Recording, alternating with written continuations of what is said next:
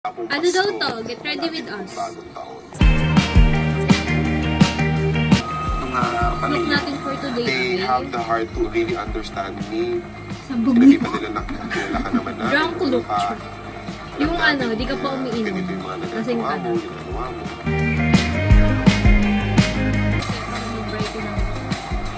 Sa loob ng 9 na segundo, nagwakas ang isang Di ba Ay, sorry. Itong get ready with me na to. Pang ano lang, eme-eme look. Super.